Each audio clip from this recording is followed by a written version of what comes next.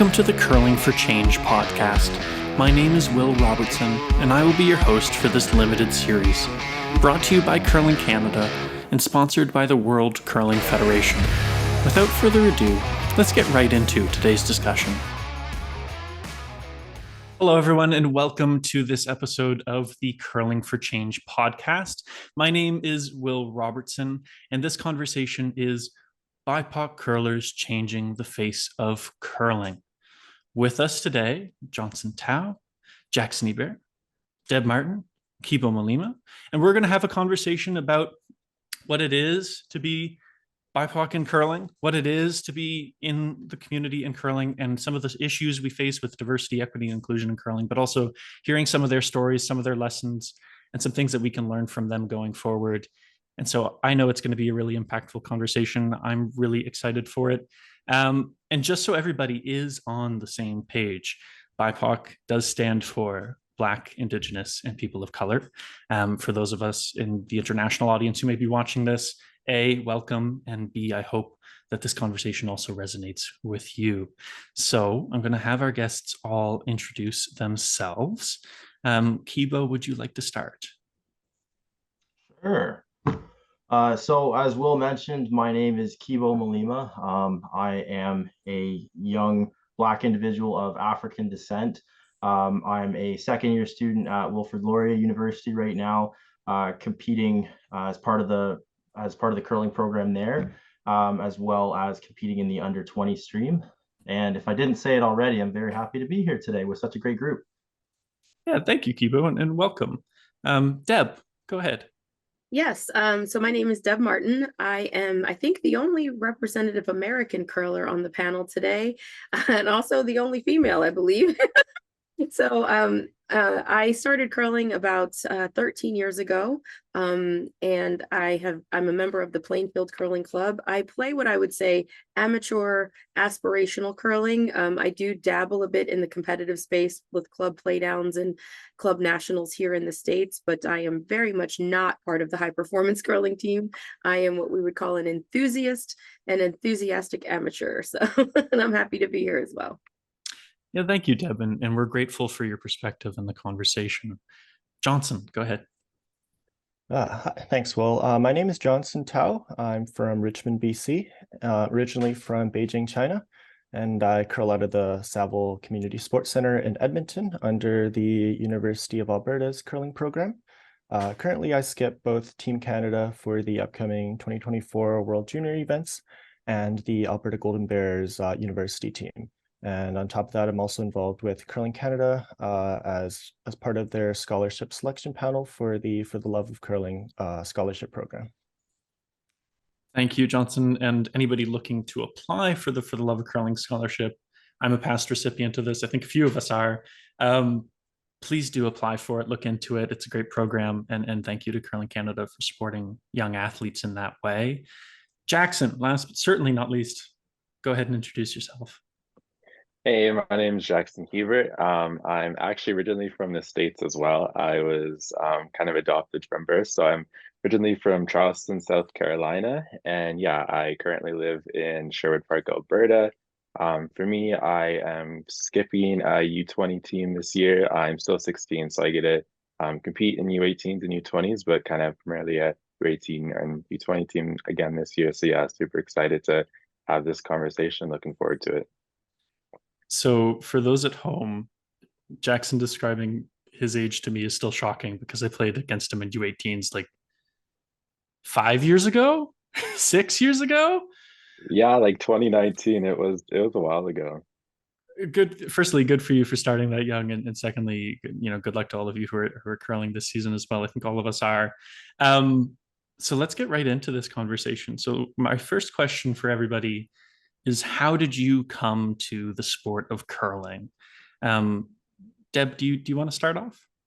Sure. I actually would like to start off with a question to Jaxon before I dive into my story. Did you discover curling before or after you left the States? Just wondering. I was before. I was adopted kind of at birth. Or sorry, after, my bad. I was after, okay. Yeah, because my parents, I was adopted kind of at birth. So yeah, I was Okay. pretty young when I first found it out, but yeah, when I moved to Canada. I was hoping that you'd say you discovered it here. That's I'm always mining for the pathways that people find into the sport. So not to digress, just selfishly taking those notes myself. I started curling in 2010 after I was exposed to the Vancouver Olympics that were broadcast in a unique way here. I think it was time zone friendly. It was also a good amount of bandwidth network wide was dedicated to curling that year. They had dedicated like most of the MSNBC programming stream to the curling, the sport of curling, and some other maybe, I guess, boutique sports, if you will. And I just started watching it, and I don't think I'd ever really noticed it before. And if I did, it was sort of anecdotal. But this year, for some reason, it sort of captured my imagination. And I was really fascinated by what I saw going on, the commentary and the discussion. So I hit Google and found out that I'm about 15 minutes away from the only dedicated curling club in New Jersey. And the rest is kind of a wrap. I went to the open house, tried it out, was terrible. And wrote a check, became a member, and I have been an avid curler ever since. So that was really my first entree into the sport. And from the minute I found it, I loved it. It's been a love affair ever since. That's really interesting. Thank you. I think a lot of people can relate to that to some degree from the Vancouver Olympics angle. Like I remember being 10 watching the Vancouver. Oh, you're killing me. Yeah. I was 10 watching the Vancouver Olympics, and I remember sorry, Cheryl, I remember the silver medal. And you know, watching that Olympics really closely, because it was a different feeling. I think it was one of the last Olympics that like a lot of people really like closely paid attention to in Canada because of its impact like here and how huge it was. But that might have been an entry point for a lot of folks. Yeah, Kibo, I would say here in the States, just as an aside, I call it my freshman class, my Vancouver Bounce freshman class is one of the largest cohorts that is still in curling. Like, you know, that year was significant, not just for me, but for a lot of people. And I'm not really sure why, but we haven't had a bounce as significant and as sustained in terms of retention of people that started in that year. I don't have facts and figures to back it up, but it's just anecdotally, I know that it impacted a lot of people, and it had a lot of staying power. And also I feel really old because you said I was 40 when I discovered it in 2010. So for all of you who can do math, I was like, what? Such babies. So yeah, that was, I'm impressed that you were actually watching it. That's good. Yeah, for sure. And thank you for that. I think that's really interesting. And hopefully someone watching, if you want an academic journal or paper to look into, maybe there's the subject we've just discovered for you. Yeah, I think that'd be great research. Absolutely. Kibo, how did you come to curling? Actually, just to jump on the train here, for me it was the 2014 Olympics. That was the first time that I saw it, which was crazy because I grew up in Kingston, and the Scotties Tournament of Hearts in 2013 was in Kingston. I didn't even know what the sport was at that point. So yeah, I saw it in the Olympics. That was the year Jennifer Jones and Brad Jacobs represented Canada. Was really kind of like Deb said, you know, a lot of the channels, you're seeing so many different sports. Oh, what's this, right? And so, you know, I think something that I really enjoyed about it, I've come to kind of realize as I've gotten older, is about how, you know, I remember the teams that were there that year, and it's the same game, but just the personalities of the players and just how every team does it is just slightly different, right? So you get that opportunity to bring out a bit of kind of uniqueness. And so for me, like Deb, my mom checked out curling clubs in the area. Tried it. Remember falling down the first time I was on the ice for sure, trying to slide. But yeah, I enjoyed it. I was kind of at the tail end of that season, and then kept with it, picked it back up the next year, just at the Royal Kingston Curling Club here in Kingston. And I really enjoyed it. Like I wanted to be on the ice as much as I could. Back then, it was kind of a once a week thing. I remember when I was starting for most of the juniors at our club, but as I continued with it, I wanted to see, you know, how can I play this more, right? I want to curl more. I want to get better, you know, and looking for what the pathway was to do that. And, you know, there's a lot of fill in the blanks in between, but eventually I got into competitive curling, and then just continued to try and stick with it and get better as much as I could. And here we are now. For sure. It's interesting how the sport hooks us that way sometimes. And I think a lot of us can relate to that. Jaxon, how did you come to curling? It's funny, like, so me, I remember watching the 2014 Olympics. I was only like, I think I was 8 at the time, and I had like the attention span of a leaf. And like, I hated curling when I saw this. I was like, can we turn it off? I do not want to watch this. And then like, it was the next year I used to be a competitive gymnast when I was a lot younger. And then like that, I was starting to get more like I was driving into town every day. So my parents kind of like we had stopped that, and I was driving them crazy. And they hate when I say this so bad. I was just driving them crazy, and they're like, hey, we can see the rink from our house. So they like, we're gonna try this, and they put me in, and then like kind of fell in love with it ever since then. And I kind of always joke about it with my dad. It was like a once a week thing back then, and they're like, oh, this will be fine. I'm like, and we moved last year to curl, and we're traveling all the way, so I'm like, he should have just kept me in that if you don't want to be that busy. But yeah, no, that's kind of how I found it, and it's just given like such a great gateway into so many opportunities in life. So definitely happy I got to try it out. Yeah, for sure. And it's, I think, curling's been a great way to opportunity for a lot of folks. And so that's really interesting to hear you say that as well. Johnson, how did you come to curling? Like Deb, I also came across curling for the first time at the Vancouver 2010 Olympics. But unlike Deb, I was only 7 years old at the time. And I live in Richmond, BC, just south of Vancouver. So the event had a very big impact on my area, my community. And a little bit of background about me. I'm from Beijing, as I mentioned. And in China at the time, curling was virtually unheard of when my family and I lived there. And it wasn't until my family and I immigrated to Canada when we first heard of curling. And so I first saw curling at the Olympics when we first got tickets to watch. And when we went to watch, I had no idea what was going on, no idea what was happening. But I thought it looked cool. And the energy of the crowd, I remember, was insane. I still remember the cheers and the chants to this day. And I think it really left an impression on me. And so 2 years later, I joined the junior program at the Richmond Curling Club, and rest is history. Yeah, that's really interesting, and how sports can have an impact on us in that way, especially, formative to coming to Canada and understanding our surroundings, but also, finding something you love and something that resonates with you for a long time after that. So that's an intriguing place to come from to the sport. So, I wanted to ask this question, as you got into curling, how did you all feel in the curling club environment or in a curling tournament environment? Um, many of us have curled competitively. All of us have curled in curling clubs or in tournaments. How did you feel in those spaces? Jaxon, did you want to start? Yeah, for sure. Like for me, like growing up, I grew up in a super small town called Sexsmith, Alberta. So there's only like 3,000 people, and it was like myself, and then like my other adopted sister's black as well, and like maybe one or two other people. So for me, like it wasn't like uncommon for me to like be like one of the only black people at my school or things like that. So like when I kind of like first started curling, it didn't feel too much different, but because that's kind of just what I grew up around. So it was like it felt for me as like they would open the rink anytime I wanted to. So I always felt super welcomed, and like, definitely like as a kid, it didn't feel like, oh, I like feel subjected because I'm a person of color. It just felt like they just wanted to help a person, who just is a young kid who loves the game and like hopefully can give a shot at it. So for me, I've always felt pretty welcome. I've been pretty fortunate for that. Yeah, thank you. Kibo, how have you felt in the kind of curling space?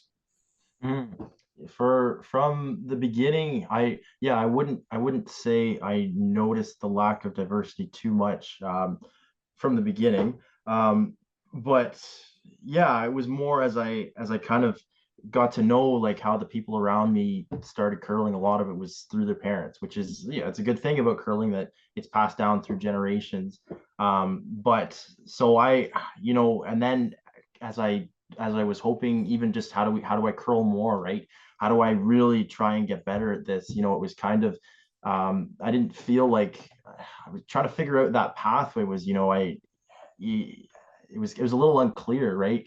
And there were, people who'd been in the game a lot longer, but it was just kind of interesting to navigate. And so as I got older, for me, I've met, so many great people through this sport. But if even just a little in competitive curling, it fueled a little bit of that, something in me that was like, I started curling later than a lot of my peers, a lot of people I was playing with or against.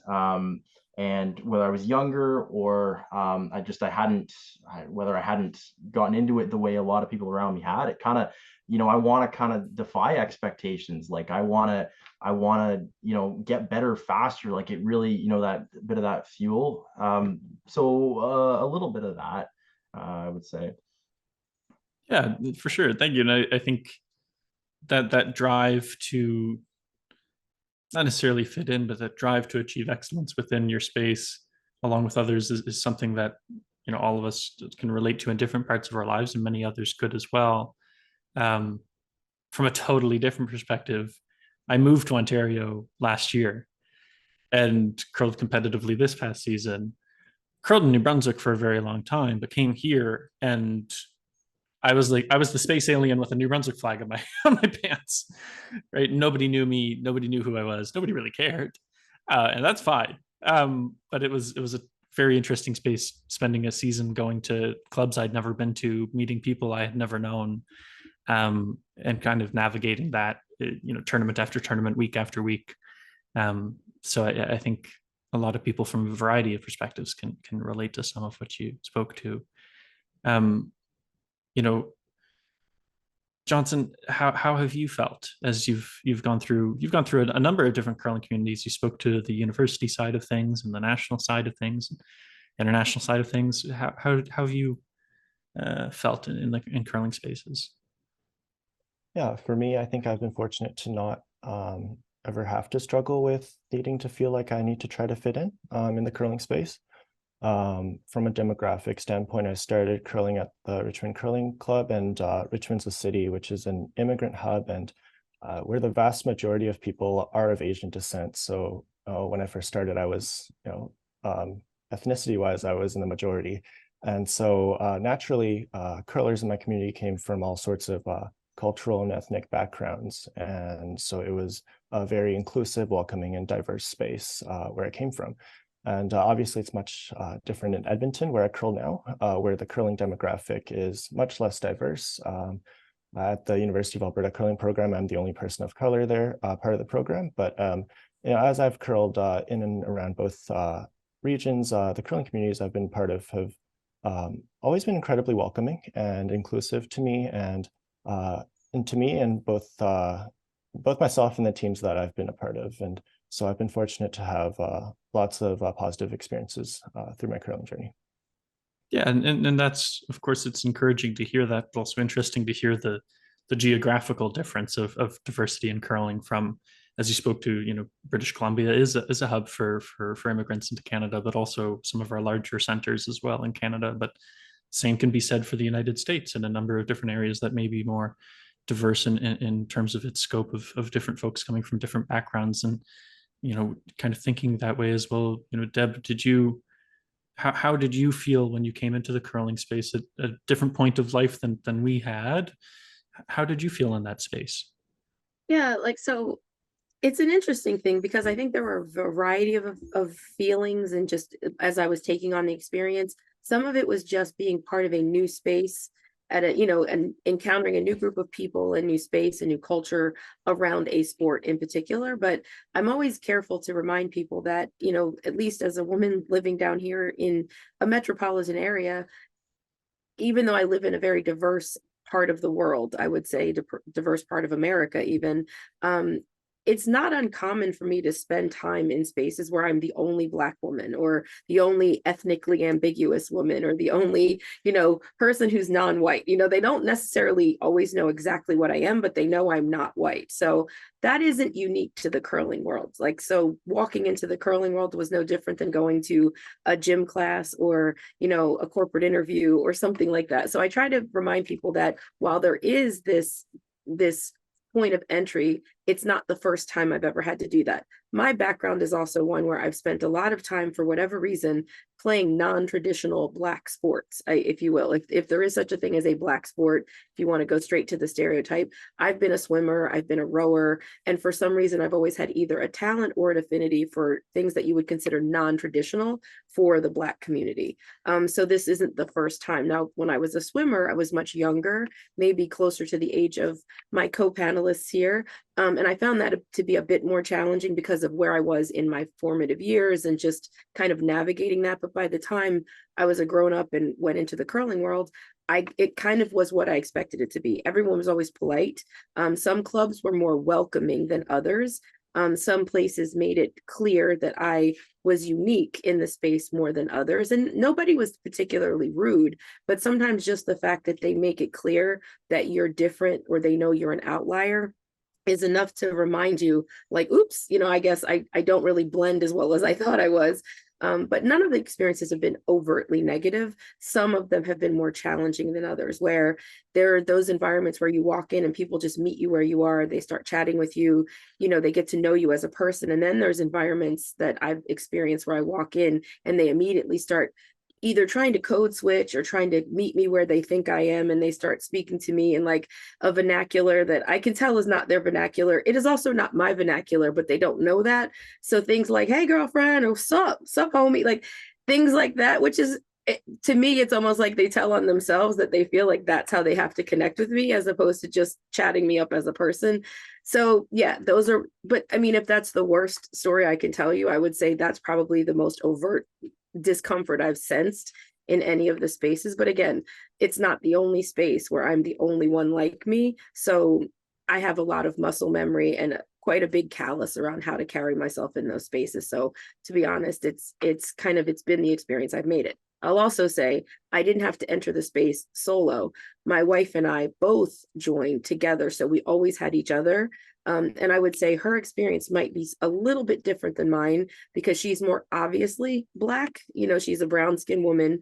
Not that that's a big deal. It's just that colorism here in the States puts me in a different space than it would maybe put her. So I would say that like when she encounters those spaces, it might be slightly more off-putting initially for people or throw them off balance, and you can see it more in their response to her because she jumps out at them, whereas mine is a little more stealthy. But it really comes down to the area of the country and the people that I'm with. And now that I'm a part of the community for so long and have been part of UnitedWeCurl and things like that, I'm almost like the opposite in terms of I stand out for a whole bunch of other reasons. So now I couldn't tell you whether it's just being that I'm different or just that people kind of know who I am, and that puts them in a whole different space around diversity and me. So now I don't know if it's just me or it's just kind of like knowing the projects I've been involved with. But all in all, none of it was off-putting enough to put me off the sport. So here I stand, and I can't see myself not doing it for the rest of my life. So there you go. Must not have been too bad, right?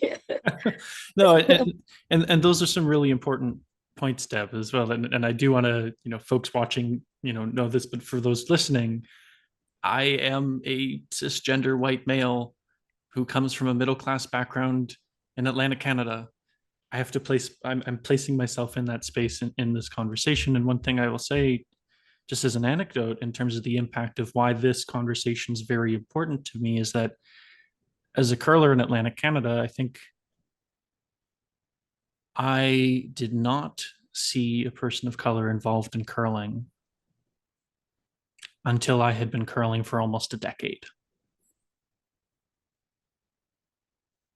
And for some of our listeners from Canada and from other parts of the world, I just want to let that sit for a second. And one of the things that I would mention from my position of privilege is I never really thought about it deeply until then. Right? I didn't think about what it meant or the impact that may have on other people, or what that meant in terms of how inclusive or not the sport was, or my community was, or where I was, or perhaps how I was in that space, in that time. The first time I saw a person of color at a competitive curling event, Jaxon, was you at under 18 nationals. By the time I was turning 18, I'd been curling since I was 8. Right? Like I just want to let that sit for a second. And so, I really appreciate you all bringing your story to this perspective. And I just wanted to make sure that folks listening at home hear, the position of privilege that I and so many others come from in that sense, in that conversation as well, of sometimes we don't think about that impact or about the why or how important that is until you are confronted with it in a way that, sometimes we need to think about and ask questions about. And why hadn't we thought about it before? Why hadn't I thought about it before I was, 17, 18, starting to go to university and going, seems awful white out here. Like, particularly in Atlantic Canada at the time, um, and so I just wanted to kind of set that place of privilege from where I'm speaking, as well as part of my experience, and how I think this conversation is really important. And I really appreciate your views from that question. And speaking of your experiences, I wanted to see what an experience was for you in curling, for all of you, that was empowering, perhaps, and one that was disappointing to you in your curling experience so far. Jaxon, did you want to start? Yeah, for sure. For me, I think it really just was like after I'd went to those nationals, I'd kind of noticed like, okay, I was getting a lot of recognition. I was like, oh, it's like, I'm tall, like I'm from Alberta, it's cool, whatever. But not to really realize until like I got like all these pictures of me like popping up on like, oh, I'm like the cover of the annual general meeting. I'm like, I don't even know, I still don't even know what it is. I don't look at that. Like, I'll be completely honest, but saw myself on all of these, and it was like, kind of at first like a joke and like whatever. And then like I didn't make nationals last year, and like I do not look the same as I look when I was 12, but like I still kind of saw all these pictures coming up. And like I remember when Curling Canada started to do more like just make like the diversity stuff a little bit more aware, and it was like you had like the pamphlets that you could put out at clubs, and I didn't even know I was on that and things like that, and I was the cover for diversity, and that was like a big thing to be like showed around Canada and stuff, because I would like saw myself in a rink I went to. I was like, oh, I guess there's me, but like I wasn't kind of like made aware of things like that. So I think when I was like, that has kind of been my struggle, is like I wanted people to know me for like, because like for being a curler and like for having accomplishments, and not just, oh, he's that one black kid from Alberta and like whatever, he made a national, that's cool. So it was kind of really until like this year where I thought like, I remember I was at U18 nationals and I saw like this article come out, and I was like, oh great, another one of like my cover and stuff. But it wasn't until I read it and it was like, what, I was being acknowledged for like good curling and things like that. And it kind of felt like, okay, the work I've been putting in like the last couple of years, like I've been like busting it, trying to go, and like, and I finally like felt like, okay, like maybe this is like I am stepping in the right way. Because there was, for a while there was like, I feel like I'm just doing this, and yeah, I'm doing well, but I'm not getting acknowledged for the right reasons. And then finally I kind of was like, it was in the middle of U18 nationals and we were sitting 4-0, and I was like, you know what, maybe like I am training for the right reasons. And like that's kind of something I just always remind myself in, like, remember if I'm in the gym or if I'm on the ice, whatever it is, just like remember what I'm training for. And like I can be an impact for so many people across the country, and hopefully, around the world, with things like this, and like realizing like how cool that is. And I'm not just that like cover and the posters that I'll see around the club. So yeah. Yeah, I think that's a really important perspective to bring, Jaxon. Thank you, and I'm going to follow up on that in a moment. Kibo, what were some experiences that stood out for you from those two perspectives? So to build off of Jackson's story, I think when Curling Canada started making it a priority, diversity, equity, and inclusion, and making more resources available, I got the chance to be part of a video shoot for a video that's been on YouTube. It's been an advertisement. It's basically called "Curling is for Everyone," and so I got to go to the Toronto Cricket Skating and Curling Club, and myself, along with a number of racialized individuals, we got to shoot just scenes of us curling, and then got to see kind of the end product of the video. And to me it was empowering, because it was just a a video promoting it was very overt, the very overt message, curling is for everyone, because that's what I believe. And so, yeah, lots of positive stuff from there. And it was in the middle of, I think, the season that was most impacted by COVID-19. So it gave me hope, because it was great that despite kind of not being able to compete as much, or we were still able to kind of make strides. Yeah, some more experiences, but I'll save those for a second. We can keep going. Okay, fair enough. Deb, for you, what are two experiences that stand out for you? Well, I would say my experience, like if you're talking about the duality of like an empowering moment and something where you felt a little let down, it's interesting because both of them are wrapped around the same project. So for those of you that don't know, obviously I'm sporting my Black Curl Magic gear and I have my broom in the back. I was fortunate enough to be part of the UnitedWeCurl Broom Designers Ambassadors program that was kicked off in 2020, in reaction to a lot of the events of that summer. Definitely a racial awakening here and abroad. And I think that summer, it actually was the first time I think a lot of people who knew me in my curling family, in my curling world, were like, "Whoa, let me reach out to Deb because I have a lot of questions, and she might be one of the few people of color that I actually know well enough to ask some of them or to see how she's doing." And from that point, I think I entered this conversation publicly. And I would say that some of the most empowering memories I have in recent memory are the reaction that the community at large had to that UnitedWeCurl launch, to the embrace of our project, to the embrace of our stories, the compassion and the attentiveness to which they were thinking about this differently. And they were suddenly shifting the gaze through which they viewed our sport, and kind of coming to their own reckoning with, wow, like you said, it was 10 years before you saw a person of color and it didn't even register with you. And then suddenly I think a lot of people collectively within our community had the same awakening at the same time. So those of us who were the representative tokens, for lack of a better word, within the sport, everybody kind of knew that the 5 people that they knew, right? So that was an interesting thing. So I was very empowered and felt very embraced and thought that was wonderful.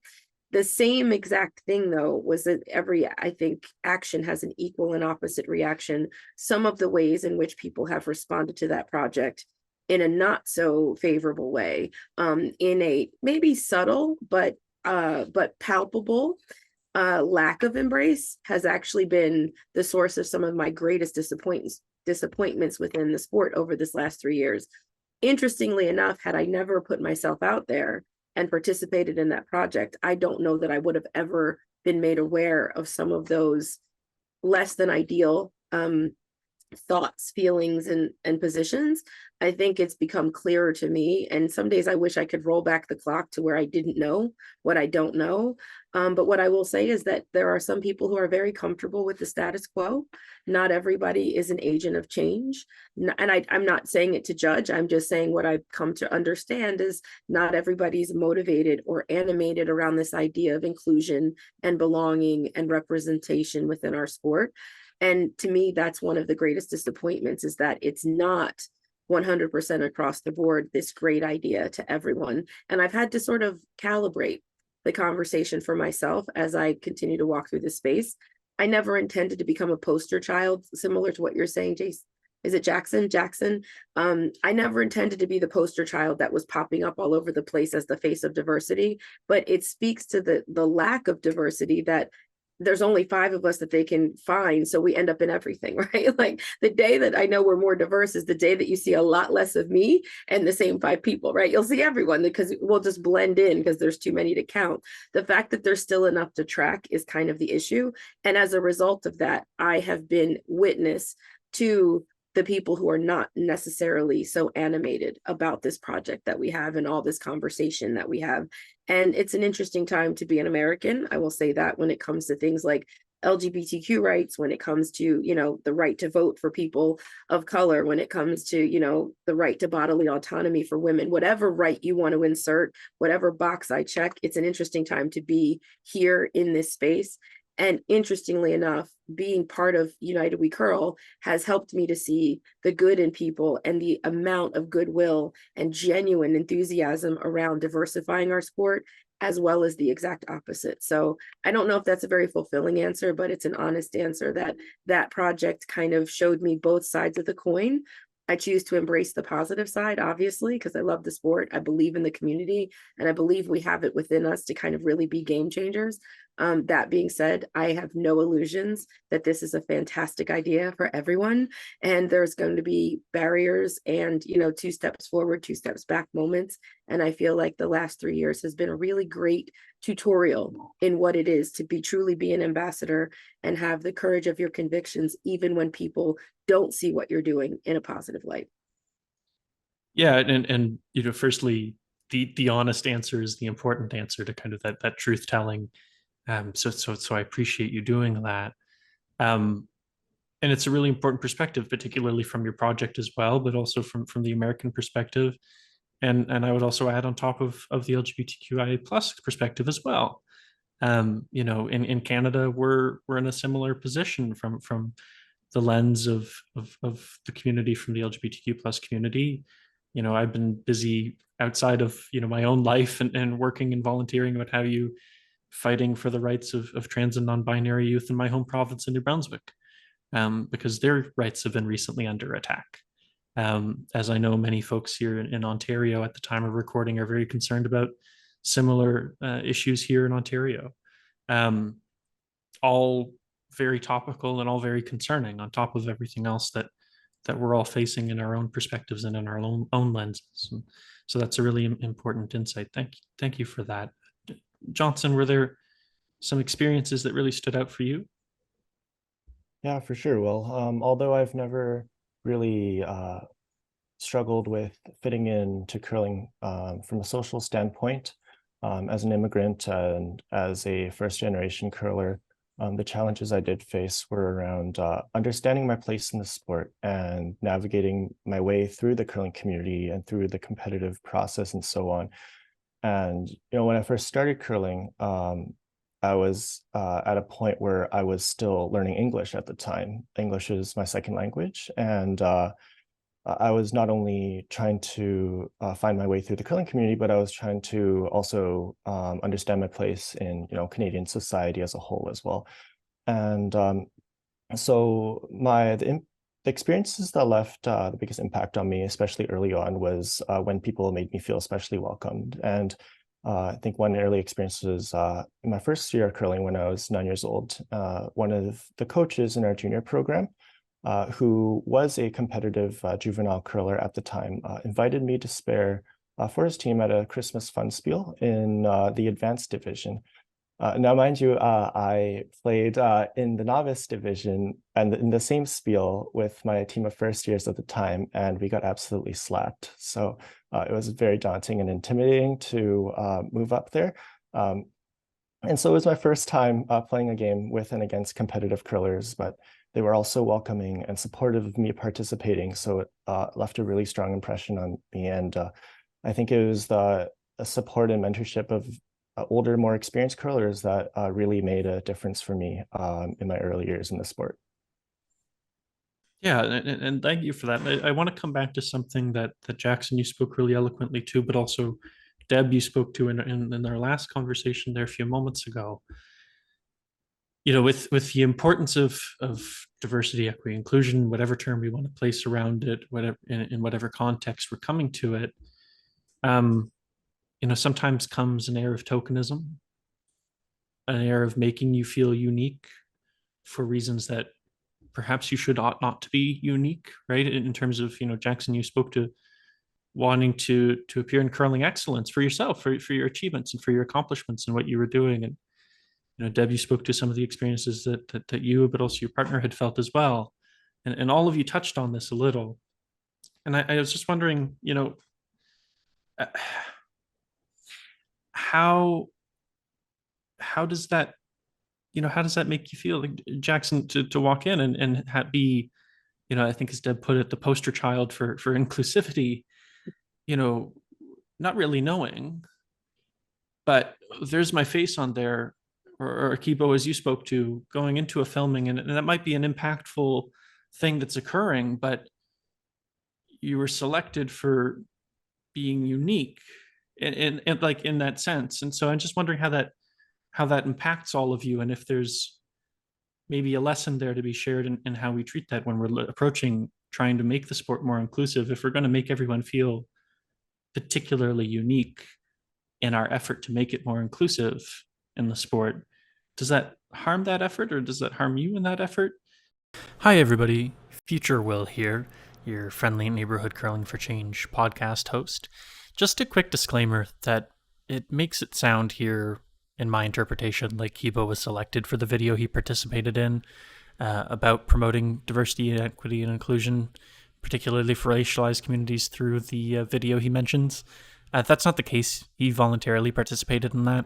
But the overriding point here is that, particularly referring to Jaxon's case or anyone else's, is that if you're going to be a curling association or curling club or any group or business, honestly, that includes racialized communities in your marketing, particularly to promote diversity in the sport, even if they're young, please do so with an actual full conversation with them about why and how that's important, and include them fully in the process, as opposed to, particularly in the case of younger people, using their image rights or anything else from an omnibus waiver that they may have filled out at some point prior to an event where that image may have been taken that you've then used.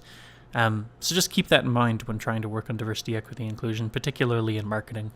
I just wanted to chime in and make that disclaimer on behalf of Kibo.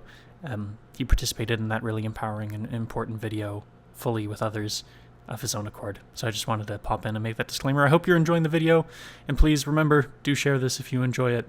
Thank you, and I'll get back to old Will talking about this really important issue. Kibo, go ahead. Yeah, just kind of in the direction you're going about, kind of when we're trying to make the sport more inclusive. It's there's a lot of little things that I think Johnson touched on, or I think we've all touched on it, just those little things that made us, feel welcomed. From what I've seen, I guess, as more of a experiences that might have disappointed me a bit, were just observing. I've been at, when I was younger, it's the one day bonspiel, right? And either, people that I'm playing with or against, they had to leave the club to get something to eat just because they eat kosher or eat halal, or right. And there wasn't food that was, there wasn't a lot of variety. And to get through, a bonspiel, you need more than a salad, right? Or, I've had, I know someone who wears the hijab, and going through that learn to curl process, didn't kind of feel like they were getting just the same amount of attention in a group, just from the coaches, going through that experience. I have two moms, and sometimes even just talking about that with people, people make assumptions, right? So yeah, as we're transitioning, I guess, to this discussion of, how do we make the sport more diverse and inclusive? There's a lot of little things that I think, as you said, Will, we might not notice as much just off the surface, because of how the tradition in curling, how it's been for a long time, but that are important to delve into so that we can grow this sport. Yeah, I actually have a strong point of view when it comes to what you were talking about, Kibo and Jaxon, and just like that, the idea for me, the way I've tried to parse it out so that I can kind of stay true to what I want to do, which is be a force for good and a force for goodwill. I want to be somebody who can stay within the positive space, because I think more is to be gained that way. But I would also say it comes down to the agenda, or to the, I guess, the reason why you're being sort of singled out, right? There are times when you can just sense it intrinsically that you're being singled out because people are trying to check a box, or they're trying to say, this is what we've got. See, look, we've got this one Black person here, or we've got this one person in a hijab, we've got one of everything, right? So look, we're diverse, and it's one snapshot, one time. And what I would say is, the interesting thing is, if it's the same group of people that you keep putting in every commercial to show how diverse you are, but you actually know those same 5 people, you're actually proving the opposite. Because if you were truly that diverse, I wouldn't be able to pick out Kibo or Jaxon or Deborah or Johnson, right? Because there'd be so many of us that we would be lost in the crowd just like everyone else, right? And then to the idea, I think, Jaxon, you sort of touched on this. There's this other piece of being a part of the sport. And as somebody who's been a lifelong athlete in varying degrees of success, or, I didn't come to this sport thinking I was going to crush it, but I'm not used to being terrible at things either, right? So I have a work ethic that comes with aspirations. Like I said, I'm not someone who's not competitive, but I have a healthy dose of reality on top of my competitive nature. That said, it was a bit startling for me to get so much attention for something other than my game. And I've said this, if anyone's ever seen another interview with me when we were back in the 2020s doing the interwebs, I don't want to be the gay curler.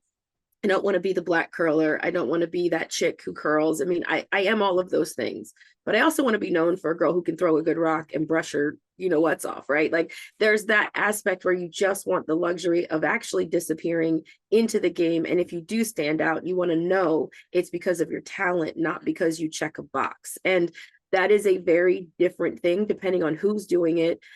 Some people come at this with genuine curiosity and they're genuinely trying to do the most good. And then other times you can tell that it's sort of calculated and it's hit or miss. So I think to anyone who's looking to genuinely engage in this space, you need to remember that there are people on the other side of your diversity, equity, and inclusion program. And you need to see the people and see the diversity of their stories, because we are representatives that inspire others. And that's the number one reason that I've stuck with these projects and continue to show up in random interviews like this, because I have been told many times that after seeing me on the ice, somebody was inspired to try it because they're like, finally, somebody that looked like me, whether that be my size, whether it be my giant hair, I don't know, whatever it is, that my ethnicity, but the fact that my presence in the sport inspires someone else to find what I love in the sport is enough to keep me in it. And I think I will take people at face value when they show up with goodwill in the right spirit for the right reasons. I'm more than happy to have the conversation,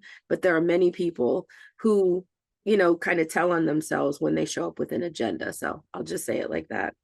And, it eventually shows itself for what it is. So you don't have to go deep into it. But I do think that there's, multiple reasons. And we'll know we're doing well when we have enough representation, like I said, where all of us just become nameless, and the only reason we know is because you're either on a team or you're, winning a competition, you hit the podium, you're hoisting trophies or something like that. No, and that's a really powerful message, Deb. Thank you. Stemming from that, Jaxon, I guess my question for you, coming from your story, if you don't mind, is if there was one thing that you spoke to walking in and seeing your image on those products and in that way, is there one thing you wish they had done to speak with you first, or to talk to you about that first prior to having that experience of going, oh, there I am? Right? Was there something you wish they had done maybe to speak with you on that first? Yeah, I think and I think I'm in a different space too, because I was coming at this from a super young age. I'm still learning about this. I started driving by myself this last summer. I'm about 17 now, but I'm still learning a lot, and I felt kind of oblivious because for me it was this is my normal life of I'm used to not having a lot of colors. So I felt I was confused. I'm okay, well, yeah, it's cool, understanding, yeah, they want to put me on, but I don't think I really understood because I really didn't know. And I'm still learning about that because it just felt like normal life for me. So when I see myself in all these, I was oh, whatever, they're just using this to kind of use me as their picture. And so I think if there was kind of one thing, it would kind of just be work with the person kind of before you work with the picture, because that's what it felt like for me. Is I would have loved to have been just made aware and have these conversations, because I think I just felt confused of why these things were happening to me when, yeah, it's great, I get to do all of this, but I just was so confused. I'm hey, why is this happening? But I see myself here, but I'm still I don't feel I'm kind of proven in the curling world yet. And not that my identity isn't success, but once you start being more widespread and stuff through media and stuff, it's normally because you've done stuff. So I think just if I would have had those conversations a little bit earlier and just been hey, is this something you're comfortable with? Because the second those pictures kind of came out, I was oh, okay, well, I guess this is what I'm doing now. And where do I go from it to here? Are people going to talk to me? Do I talk to them? I'm like, there kind of wasn't any sense of direction. It was kind of just made. So I think just having those conversations saying, hey, like, we think you're in a super like key demographic right now that we want to hit, and how can we work with you, and how can I work with them to help it too? So I think just having that conversation and having them be a little bit more open.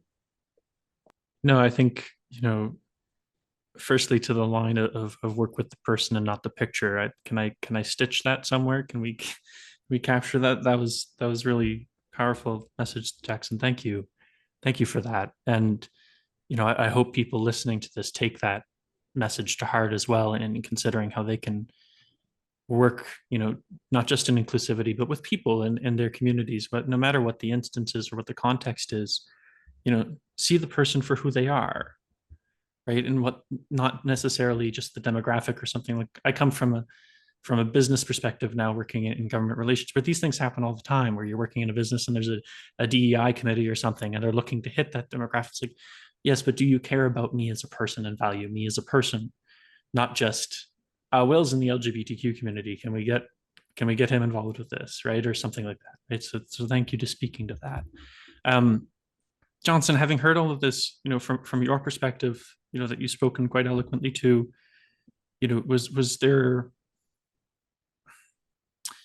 there something or that you feel, you spoke to feeling as if you were the only one at the University of Alberta, for example. You spoke to that reality, and spoke to that reality of moving from British Columbia, where you felt very at home in terms of your ethnicity and being in that area, and then not so much now where you are now. Do you want to speak to that a little bit, and how that's impacted you, or perhaps what you've learned in that experience? Or For sure. Well, I think being from the Richmond community, seeing kind of a diverse curling community has always been the norm. But I think what really latches onto the perspectives of the average Canadian curler like viewer or fan is the representation on the big stage and at the elite level, where, in Canadian curling, there's so little representation for minorities, and it's very much a white dominated field. And so I think that latches onto people's perception of what curling looks like. And for me, there's one time where I was having a conversation with this lady in my neighborhood. When I mentioned that I'm a curler, she just looked me up and down and said, "Well, you don't look like a curler." And it made me think, like, what is a curler supposed to look like? And obviously, Will, you touched on the fact that you've never seen a person of color curling until you went to the U18s, and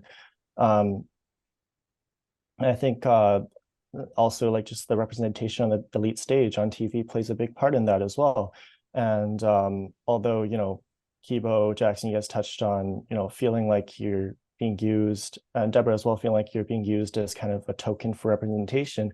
I think it's so important still, because it challenges the idea and the question of what is a curler supposed to look like. And so even if we are one of the few representatives for different minority groups, it's still an important part in changing kind of the image and idea of what the Canadian curling community is supposed to embody.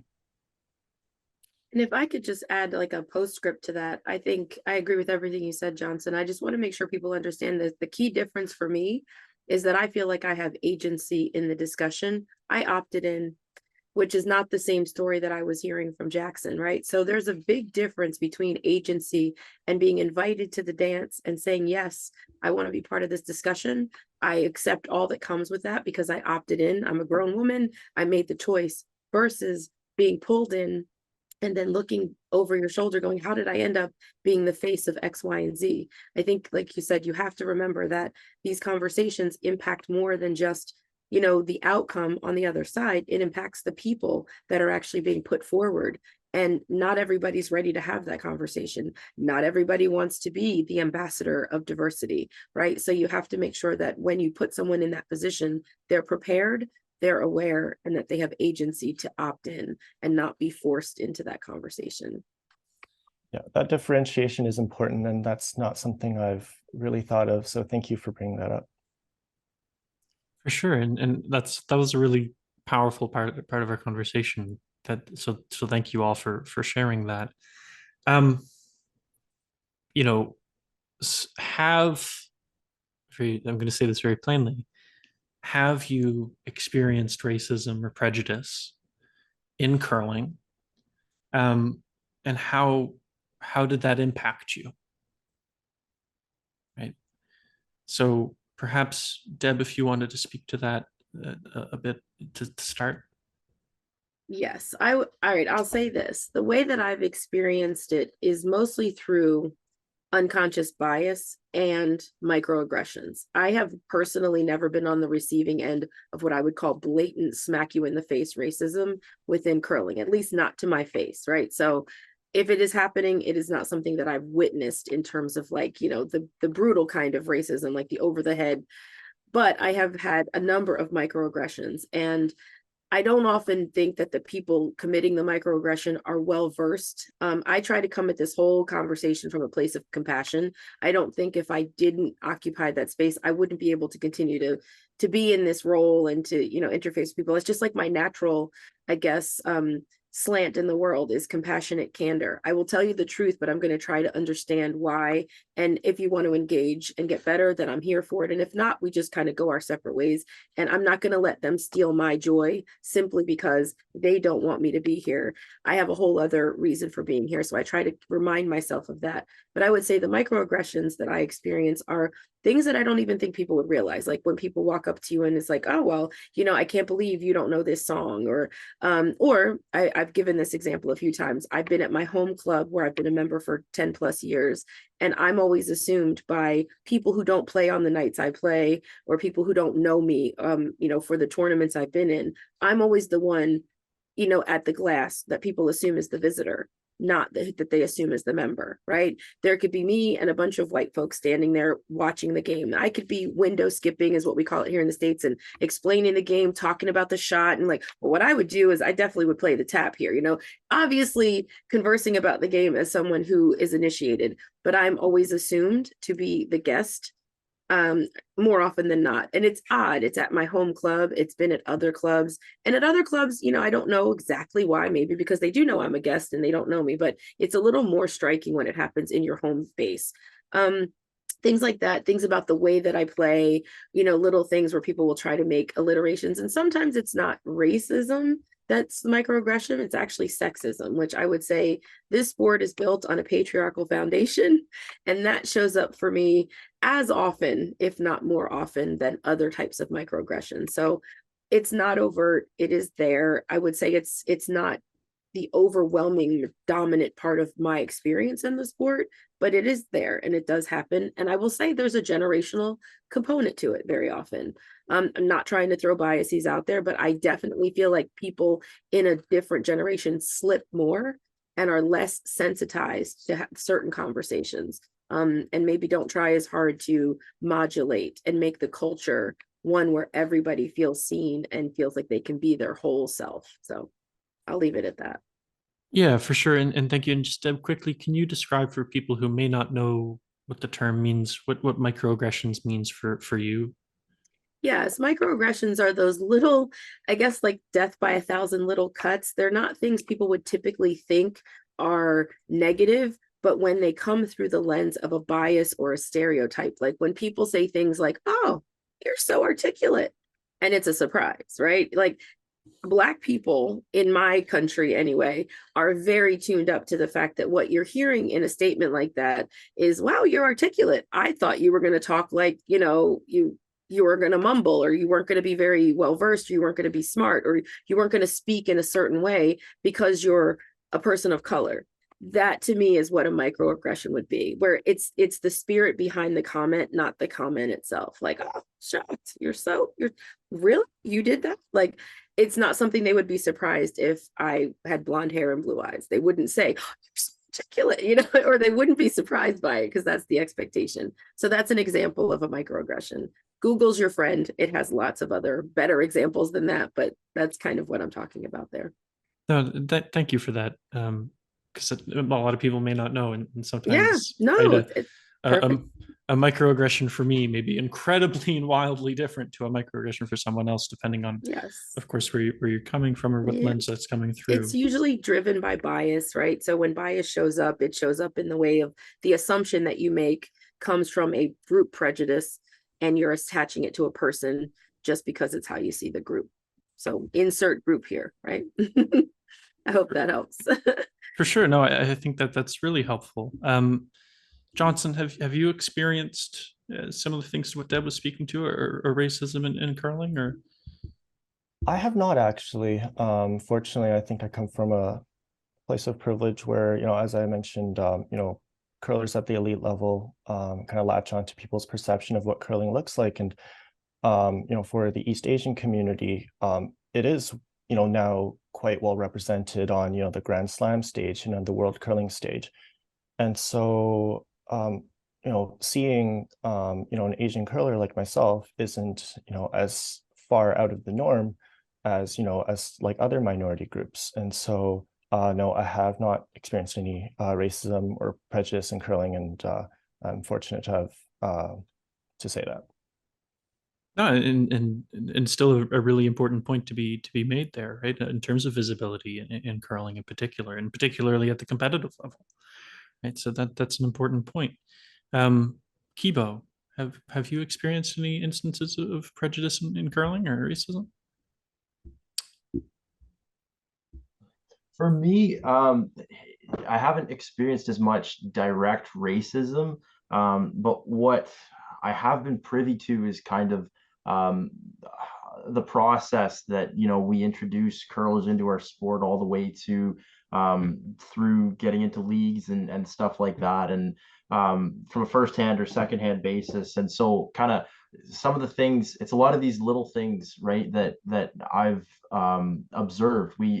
I think it was either it might have been Deb that touched on, or Johnson taking care of, the people, right? So if we're going to try and integrate a lot of people from diverse backgrounds into curling, that's step one. Just getting people interested, right? Getting people more avenues to be interested in the sport and involved is step one. But step two, well, how do we keep people wanting to come back? And so, to me, I observe that a lot of our Learn to Curl programs, even a lot of our junior programs, are volunteer run. And that's, wonderful. A lot of our, and then you can even go as far as saying a lot of our, coaches in junior curling, or coaches of, Learn to Curl leagues are volunteers. And so it's fantastic. We have such a caring community, that are of people doing this out of the goodness of their heart. But at some point, there isn't, it can, sometimes I've seen friends junior programs at the clubs they grew up at would shut down just because the person who's running it stopped doing it anymore, right? So if there's a way to strengthen those programs, I've been kind of trying to figure out, like, where does this funding come from, right? But if we could strengthen that, the structures, the systems, and we could make for stronger programs, just to keep people learning. Even like I've talked to people who they joined curling with their partner, and their partner's an experienced curler. And so then they did the Learn to Curl, and then they started, playing in leagues with their partner. But if they've said that they hadn't had a partner who was that good or knowledgeable about it, they wouldn't have been able to develop really, or it would have been a lot harder to get better. So what that tells me is if we can strengthen that process of just helping people along the journey of, once they start, helping them get better, wanting to come back, it's probably going to be a bit more about that structuring. And that's kind of step two in the process, from, as it's from just coaching people in Learn to Curls to all the way to competitive coaches and juniors. There's all kinds of ways that you can reach this. And it's another comment about how our sport is, trying to keep things a little more inexpensive, which again is a great thing, but it might be something that we have to think about if we're going to try to strengthen it a bit. And the I don't mean to go on for a long time here, but kind of the benefits of this won't only be seen by integrating, more people of diverse backgrounds into curling. It's going to be it's going to make curling better as a whole, because it's going to make it better for everybody who's already in it and coming in. So that's a big benefit to kind of hunting down these problems, or these ways that we can improve, I guess. Yeah. I mean, I would just like to piggyback there and say I agree with that. And I think in the 3 years that I've been involved in being an ambassador and doing outreach, and both here in the States and also in Canada, and obviously I'm not as well versed in the Canadian, approach to this, but I feel like I've learned a lot from being around the UnitedWeCurl family that I'm privileged to be a part of. And one of the things that we talk about a lot is shifting the emphasis on how to get people invested and in I guess engaged in curling. And for so much of the work, it's about recruitment, not about attraction. And I think that that's a very important delineation, because I think the sport has to become attractive. And what I know from myself is the reason, like I said earlier, I stay with this, because I know that being a face that people see, you see yourself in the sport. So then you're more likely to be attracted to the sport. And when you're in the sport, if the culture itself is one where people can not only be included, but can truly show up and feel like they have a space where they belong, I think that's the retention, right? So much of it is about the act of dragging people in and recruiting them, but not about a culture that makes them want to stay.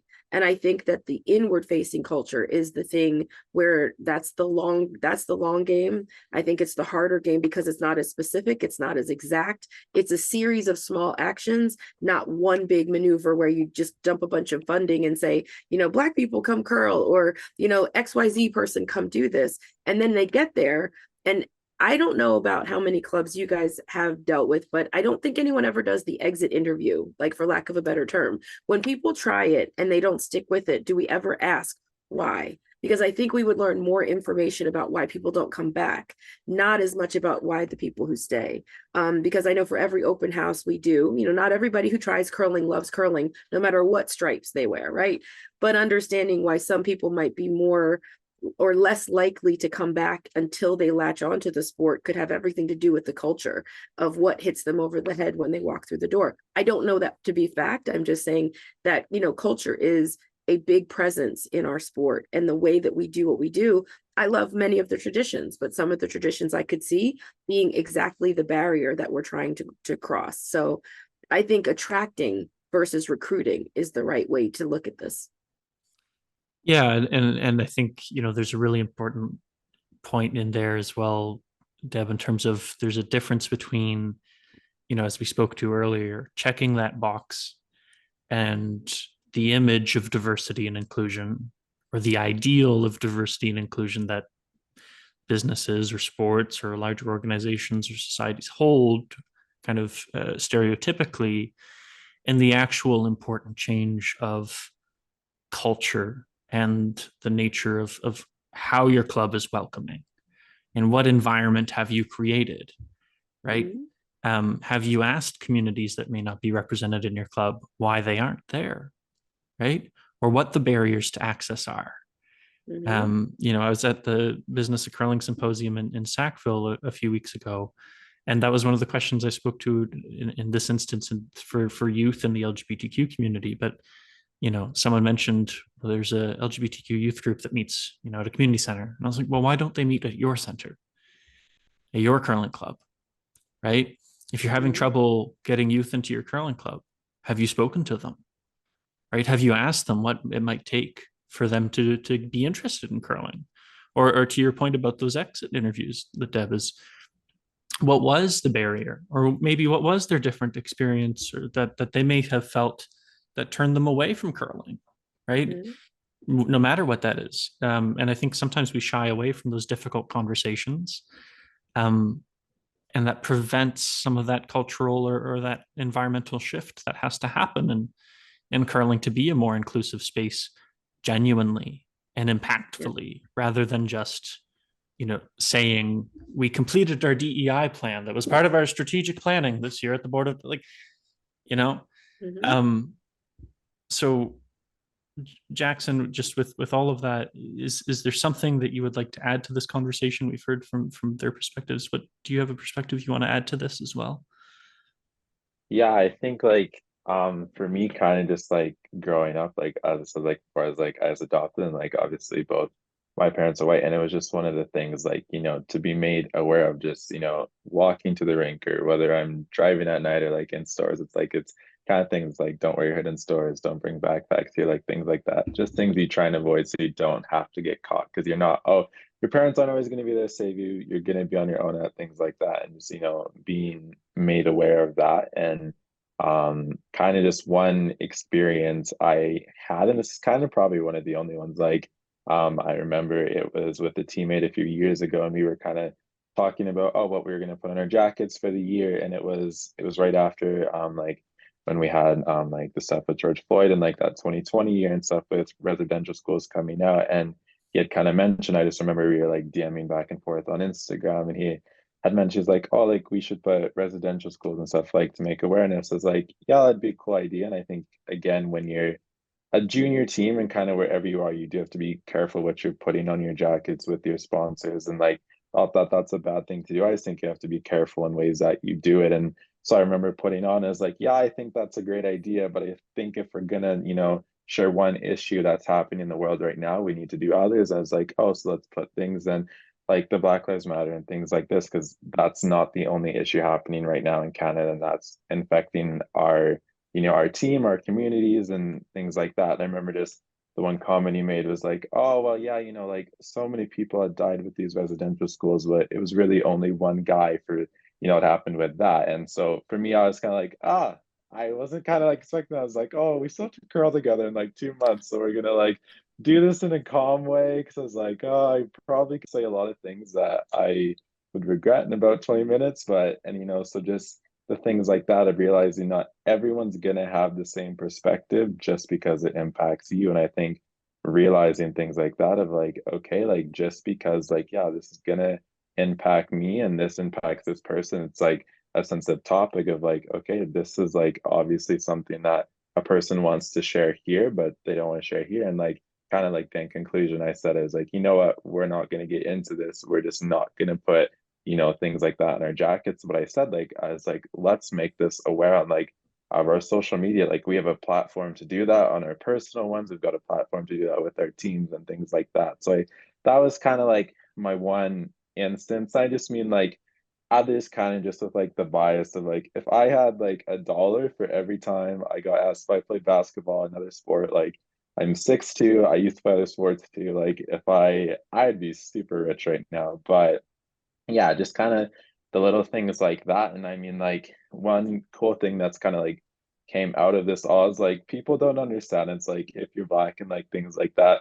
the skincare you got to do to keep your hair and like things like this. And like, I'll like, they walk into the bathroom and they're like, what are you doing? I'm like, well, let me show you. So like, people have got to learn from playing with me and like being at events with me, is like, this is what it looks like at night. Like, I've got like things going on with my hair. They're like, this and that and things like that. So, through all the like negative that's happened, it has been kind of a cool experience too, that you get to share this with like people that you're super close with as well. That kind of gives a more deep dive into, yeah, we both curl, but this is what I got to do to like make sure like I'm still like personally ready, and like my skin and like hygiene and things like that. So yeah. Oh, and thank you for that. And I think that's a pretty significant experience to share and learn from for folks. And I guess my question to that is, and I faced a different experience in terms of someone had used a slur beside me on a sheet that was directed towards the LGBTQ plus community. And I had a similar moment to decide, do I, as you put it, say some things I'm going to regret, or try in whatever way I could to make it an educational moment, right? Of how can I bring this person to a different point of view, right? And sometimes people are in a place to do that, and I think it's really important to acknowledge sometimes we're not in a place to do that. It's not our responsibility sometimes. But that's a really powerful experience to share, Jaxon, and thank you for that. But also a perspective that a lot of folks, I can say for myself, I'll put myself in the place again of my own privilege of saying, I certainly would have a similar reaction to being like, oh, I had no idea, in terms of that's the routine you go through, and from that hygiene, I wouldn't know. I'd have no clue. because I hadn't been exposed to that. But in understanding that and learning about that and having a conversation about that, well, you can come to a different point of view on that, and that extends to some more difficult and more extreme conversations in terms of what we experience and what we face. But it also, as you very humanly put it, to that day to day for you, right? And that's crucial. I think if I could just add one little thing there, something that what you guys are talking about reminds me of is that when it comes to being a part of a historically excluded group, you know, people have to learn about us. So one of the additional things that we do, you know, just by being in a space or taking up a space and being on a team, is we become an inadvertent educator for people, you know. And I think some of us are fine to do that. It's just, but the idea that, you know, so many people aren't well versed at what Black hair care would be, right? Because it's not something that they have access to. But I have enough people in my life that are of different walks of life, and I know enough about the white experience because it's the dominant experience, that I know how you take care of your hair. Like I can make some, like, and I say that, you know, tongue in cheek, I can make assumptions because I am fed that, a daily steady diet of being around and aware of what that population, because so much of everything we see is through that gaze, right? Everything is through that lens. That's the focus, that's the target. So that becomes the standard. And then we become the people who we do it differently. Therefore, it's something for people to learn. And it reminded me of something I said all these years ago, like 3 years ago now, next month, on the very first conversation I had on this topic, is that if the only Black people you know are the people that you play on this team with, or, you know, you don't know any close personally, make some friends with people of color, because once you become friends with people, these are things that you learn about other human experiences, and then we are not so exotic, right? We're not the teachers of everyone, because you know enough people from different walks of life that these are your friends, and the way you speak to your friends and are curious with your friends is different than putting someone else in a position to be your teacher or your educator, because that's another way of making us feel othered, even though it's probably not intentional. I don't know that people come at it, it's like, I want you to feel othered, but the fact that you even have to explain that puts you in a position where you now become very aware that you're different. And I'm going to teach you about my difference, sure, but now I realize, like, oh, that's right, that's not a conversation we have with everyone else. And those are those moments where it's subtle, but that's when you become really aware that you are part of the, you know, excluded group, not the dominant group. And it's that little extra bit of energy that we have to bring to the table, where we're not prepping for the game, or we're not mentally just thinking sports play and, you know, teamwork. We're thinking about how we also interact with this dynamic of people who may not be like us. And so we don't get to have the shorthand and take the shortcut. Just something to think about, food for thought. Yeah, absolutely. And I think, you know, in kind of melding as we kind of come to the conclusion of our conversation, just thinking about what we can do going forward and what others can do going forward to make curling clubs and the community itself and the sport at large more inclusive of BIPOC communities in particular, but generally in terms of the diversity we see in the sport.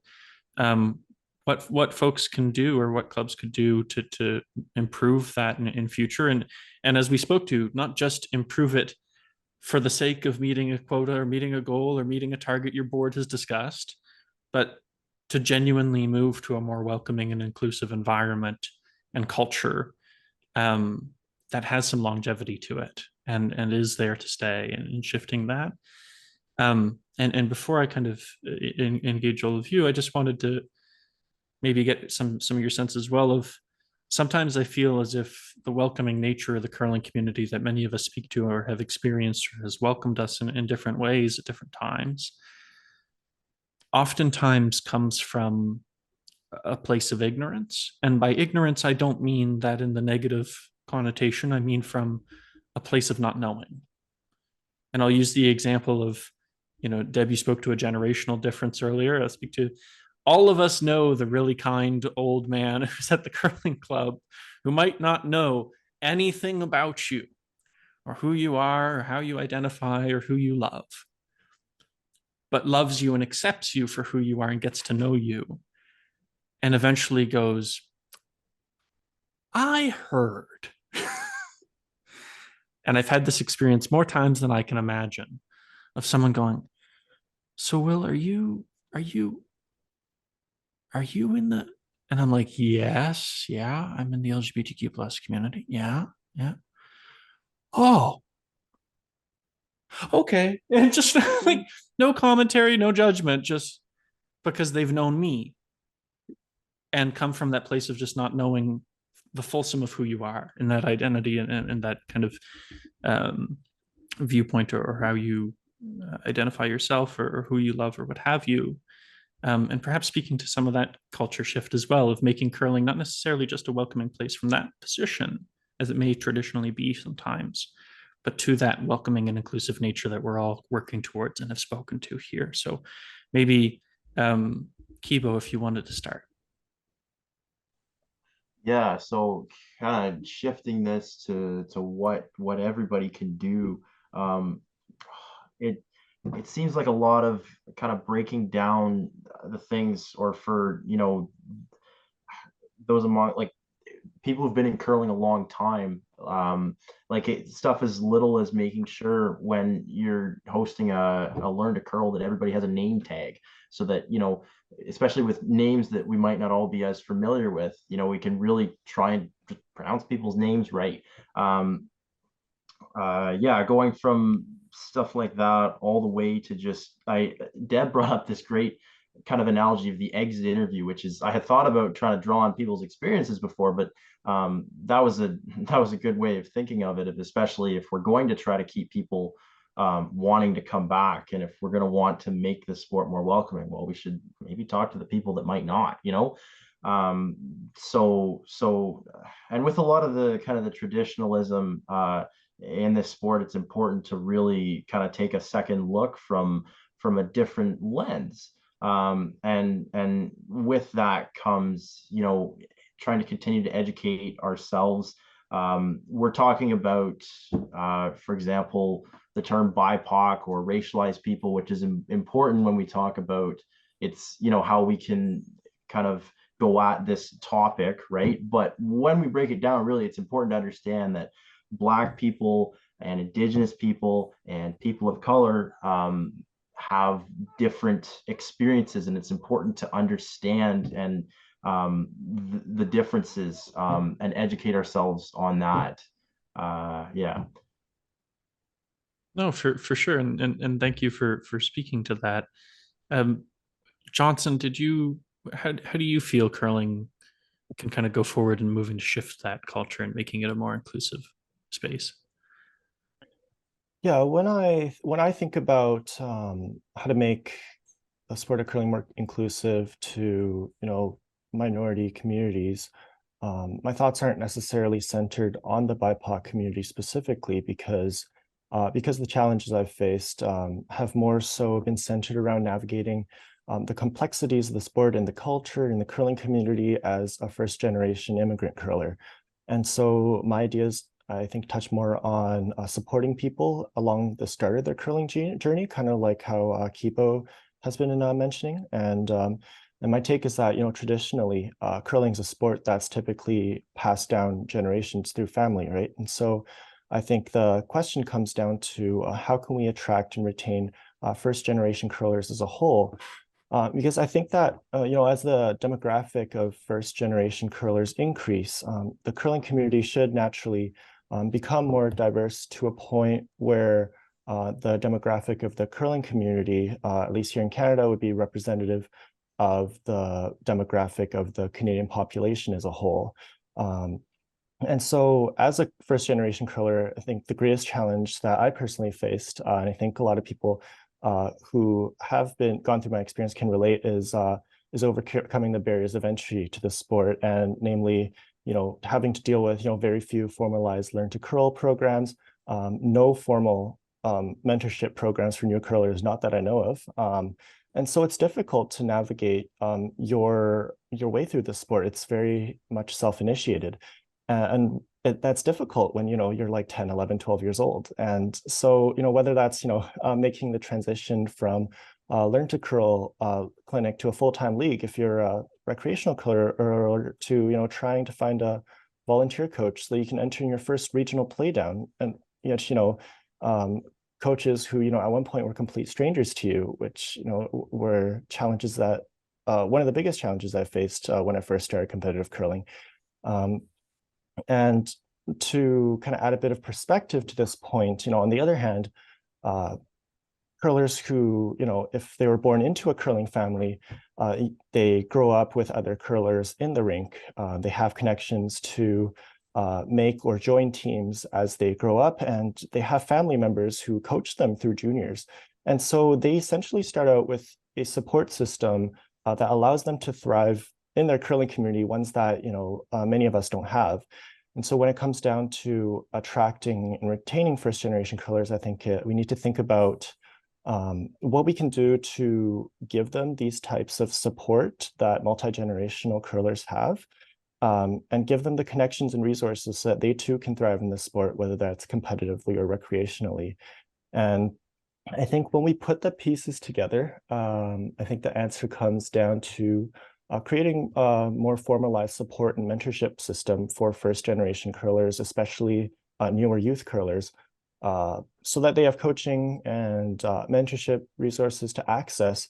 And I think this would make staying in the sport more appealing, especially to members of the BIPOC community who may need this type of support to grow and progress in this sport. And maybe as a result of that, there'd be less need or opportunity to have to do, exit interviews.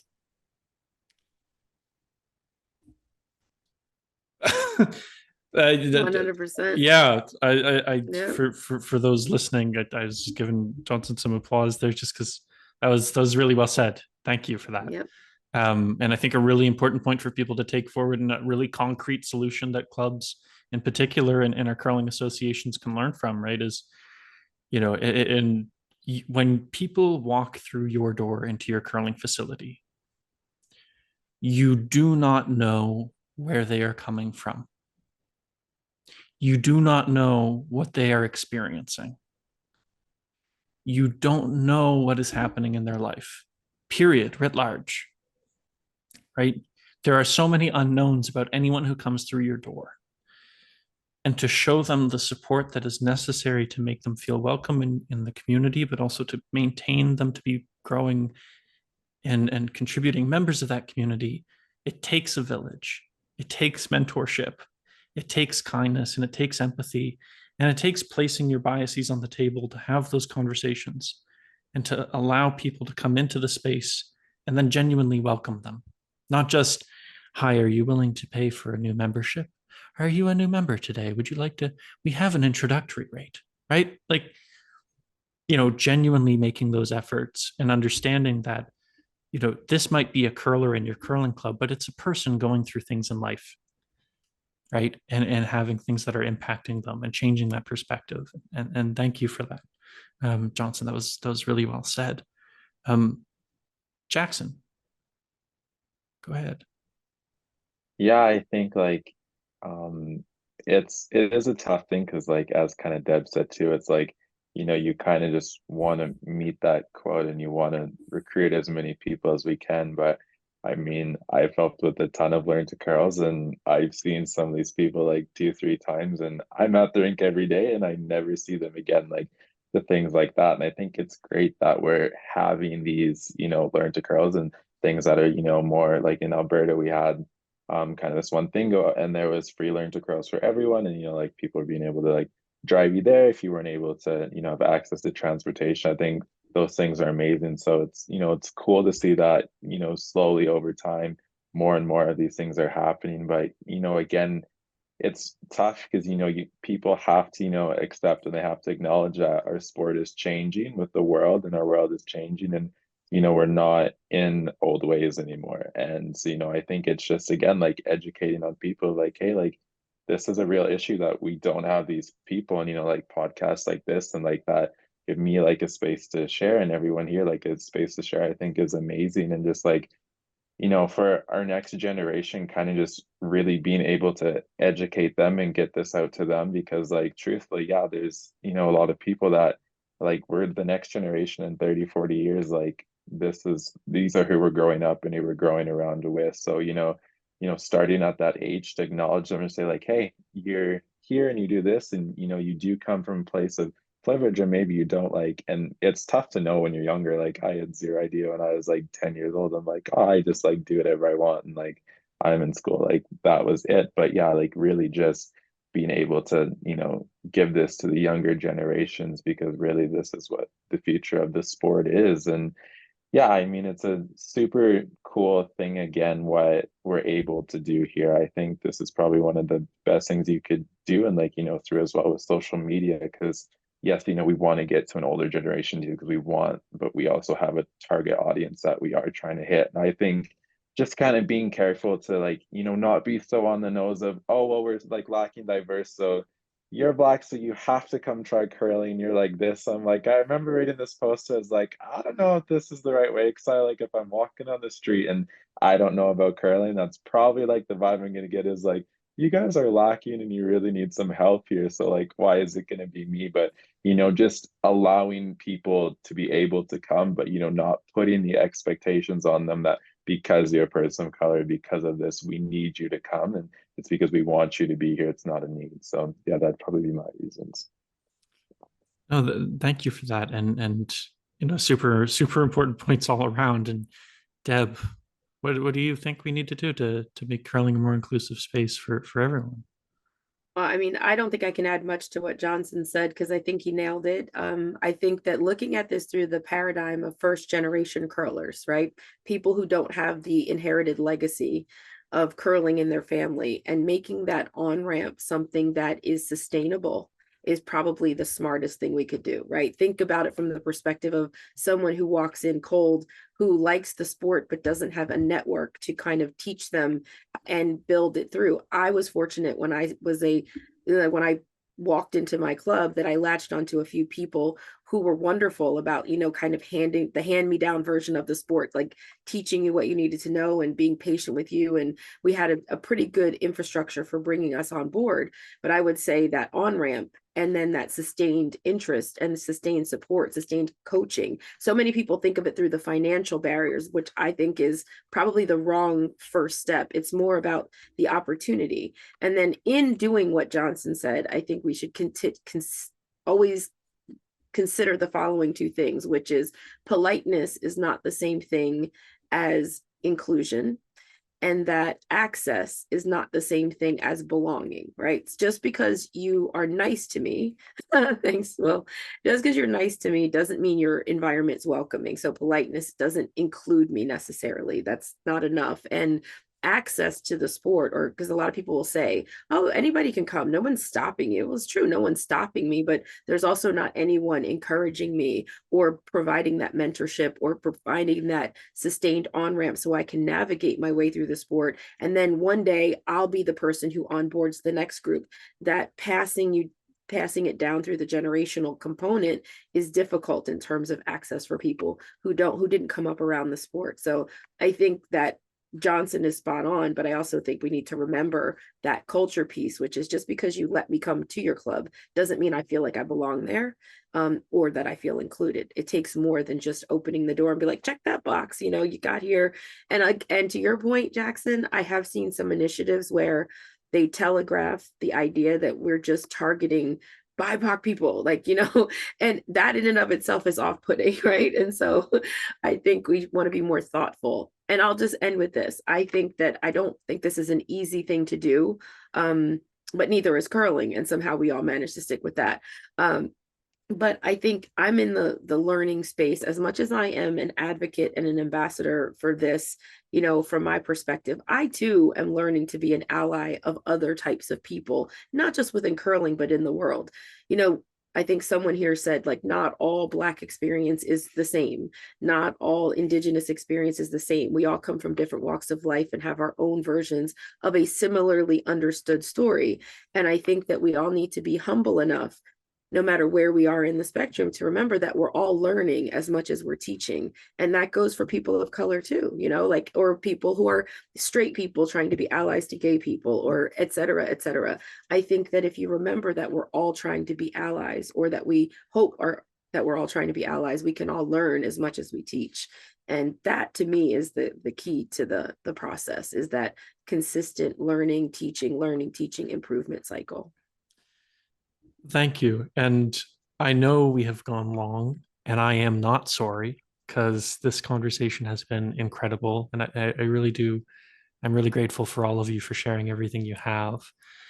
As one last thing, I swear, the last thing I'm going to ask is just for everyone one lesson you would like to share or impart upon those listening or those watching that you would like people to remember coming out of this conversation.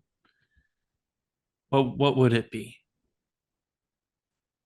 Johnson, I'm going to start with you.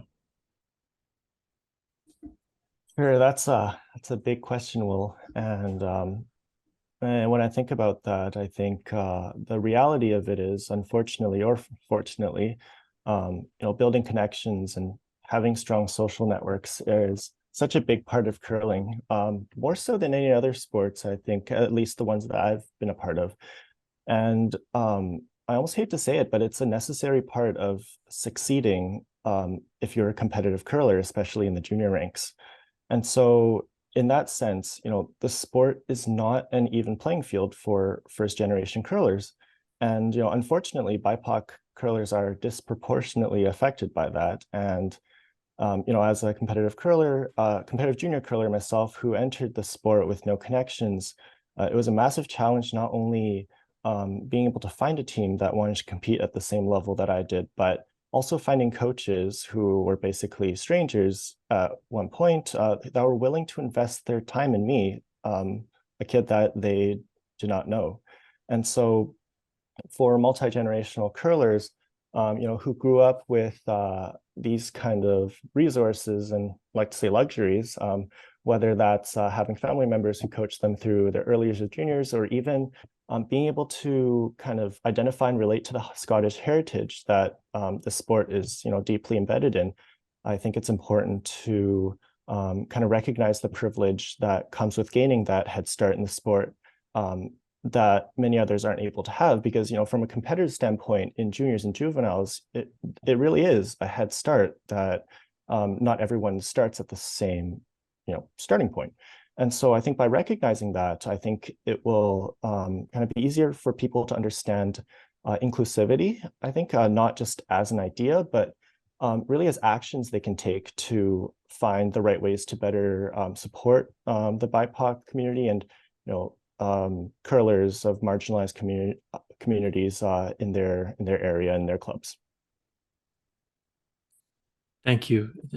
Deb, one lesson that you would like to impart on our listeners?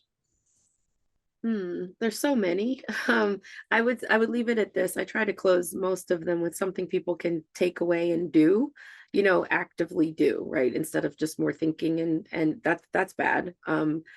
I would say if you have never spent time as the only in a space where people aren't like you should do that.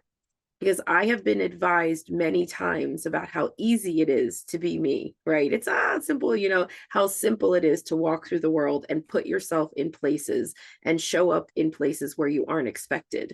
And then to be the best, most confident, high performing version of yourself, And those people that are telling me what my experience is like have never been in a situation where they've been the only woman or the only person of color or the only gay person or the only differently abled person. Insert label here, right? And I would invite everybody to do that at least once before you advise another person how simple and how welcoming and how, easy that should be for us to do. Because I think it goes to that old adage, walk a mile in my shoes, and then maybe our conversation can start from a different place, right? A place of genuine understanding where you're no longer assuming that you understand what it's like to be me. And I think that's what gets us in trouble too, is the assumptions that we know others' experiences instead of investing the time to actually get to know people that don't look like us. And my last thing is, if you don't have friends that don't look like you, make some real friends, people that you go places with and eat dinner with and share meals with, or, really interact with, because that to me is the key to the kingdom. The more people that don't look like you, the more experiences inform your thoughts, your actions, and then the way that you set the tone in places where you show up on behalf of yourself and on those underrepresented people and voices. Thank you, Deb. Jaxon, one last lesson. Yeah, I think for me, like it's kind of the quote, it's like alone we can do so little and together we can do so much. And just kind of, as a space, like no one's gonna do this alone and it's gonna take a lot of time. But the more and more we have things like this, whether how much of an impact we make, like, at least we're trying here. And yeah, it's kind of like my thing for me. It's like it's always been like I'm not here to see how many like new people I can like get in the club. It's not about numbers, it's just trying to make an impact. Like if this only gets out to one person, but hey, I helped that one person, like that's the job I'm doing here. And so, like I know that, I can put myself in spaces like this and say like, hey, like, yeah, if I'm gonna be a face, I'm gonna try and make a difference. I'm gonna try and have a voice. So yeah, I think it's just, being accepting and like being willing to just learn and like hear other people out. Like, this isn't an easy topic. This isn't an overnight thing. Like, this is going to take a while. But, I'm excited to see in like 10, 20 years, like, and I'm older and things like that to be like, hey, like, I just remember when I was a kid back when I was 16 and to, see the differences we can make now. So, yeah. Thank you for that. And Kibo, our last lesson for the day. Going to be tough to do justice to what everyone's set up to this point, but like, we just off the bat, taking from what Deb and Jaxon have just said, our diversity is in our strength. And so, the more that we can learn, the better prepared that will be because of all the different experiences that we can connect to. A lot of the stuff that Johnson's talked about his experience as a first generation curler, it really resonates with me because I relate to it. Like I experienced a lot of the same things.